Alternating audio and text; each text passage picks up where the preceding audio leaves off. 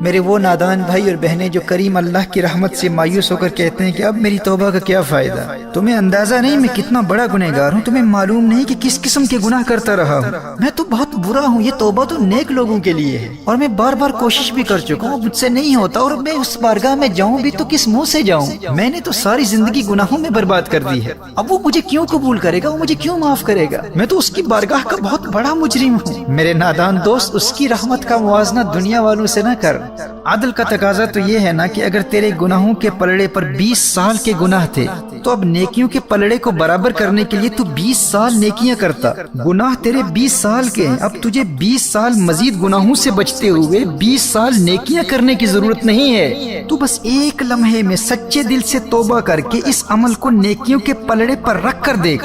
تیرا کریم رب تیری ایک لمحہ کی توبہ کے ذریعے تیرے ترازو پر گناہوں کے پلڑے سے 20 سال کے گناہوں کو غائب کر دے گا۔ تو نے 40 سال گناہ کیے، اب ان گناہوں کو مٹانے کے لیے 40 سال نیکیوں کی ضرورت نہیں، تیرا کریم اللہ ایک لمحے کی توبہ سے 40 سال کے گناہوں کو تیرے نامہ اعمال سے مٹا دے گا، اور ایسا مٹائے گا کہ نبی کریم صلی اللہ تعالی علیہ وآلہ وسلم نے ارشاد فرمایا، جب بندہ توبہ کرتا ہے تو اللہ تعالیٰ اس کی توبہ قبول کرتا ہے، اور جن محافظ فرشتوں نے اس کے گناہ لکھے ہوتے ہیں اللہ انہیں اس کے تمام گناہ بھلا دیتا ہے، فرشتے سارے گناہ بھول جاتے ہیں، اور زمین کے جس مقام پر اور آسمان کے نیچے جس جگہ اس نے وہ گناہ کیے تھے اللہ اس جگہ کو بھی اس کے گناہ بھلا دیتا ہے، تاکہ یہ بندہ قیامت میں اس طرح آئے کہ مخلوق میں اس کے خلاف ایک بھی گواہ نہ ہو۔ اور سنن ابن ماجہ کی حدیث ہے، میرے آقا صلی اللہ علیہ وآلہ وسلم نے ارشاد فرمایا، التائب من الذنب کمن لا ذنب لہ، گناہوں سے توبہ کرنے والا ایسا ہے جیسے اس نے کبھی کوئی گناہ کیا ہی نہ ہو۔ سچے دل سے توبہ کرنے والے کو اللہ ایسے پاک کر دیتا ہے، اس شخص کی طرح بنا دیتا ہے جس کا کوئی گناہ ہی نہیں۔ اور حدیث شریف میں ہے کہ اللہ جل وعلا کو گنہگار توبہ کرنے والے بندے سے زیادہ کسی کی آواز محبوب نہیں۔ میرے دوست تو کہتا ہے کہ میں کیا منہ لے کر اس کی بارگاہ میں جاؤں، میرے نادان بھائی میری نادان بہن، تیرا رب ایسا کریم ہے کہ اسے تو توبہ کرنے والوں کی آواز سب آوازوں سے زیادہ پیاری لگتی ہے، اور پیار اتنا کرتا ہے کہ نہ صرف ایک لمحے کی گئی توبہ سے 40 سال کے گناہوں کو گناہوں کے پلڑے سے غائب کر دیتا ہے، بلکہ ان 40 سال کے گناہوں کو نیکیوں میں بدل کر نیکیوں کے پلڑے پر رکھ دیتا ہے۔ قرآن کریم میں ارشاد فرمایا، فَأُولَئِكَ يُبَدِّلُ اللَّهُ سَيِّئَاتِهِمْ حَسَنَاتٍ،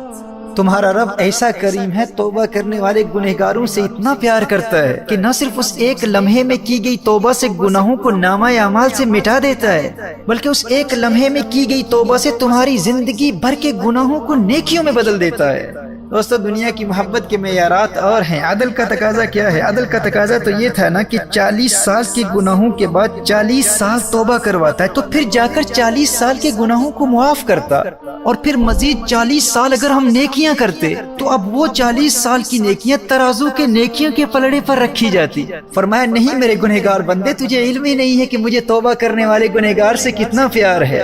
تو نے 40 سال مجھے ناراض کیا، 40 سال میری نافرمانی کرتا رہا، 40 سال گناہ کرتا رہا، اب بس ایک لمحے میں توبہ کر لے، میں تجھ سے اتنا پیار کرتا ہوں، اب نہ صرف وہ 40 سال کے گناہوں کے پلڑے سے غائب کر دوں گا، بلکہ انہیں 40 سال کے گناہوں کو اٹھا کر نیکیوں کے پلڑے پر رکھ دوں گا۔ میرے دوستو توبہ سے دور نہ بھاگنا، سچی توبہ سے پیار کر لو۔ تم اگرچہ گنہگار ہو، بدکار ہو، سیاکار ہو، لیکن تمہارا اللہ تم سے اتنا پیار کرتا ہے، سچی توبہ کرنے والے گنہگاروں سے اتنا پیار کرتا ہے کہ ایک لمحے کی سچی توبہ کرنے والے 40 سال کے گنہگار و بدکار کو 40 سال کا پرہیزگار و نیکوکار بنا دیتا ہے۔ فرمایا یا ایھا الانسان ما غرک بربک الکریم، اے نادان انسان آخر کس چیز نے تجھے تیرے کریم رب کی بارگاہ سے دور کر دیا؟ تو اس کریم کی بارگاہ سے بھاگتا پھرتا ہے جو تجھ سے اتنا پیار کرتا ہے۔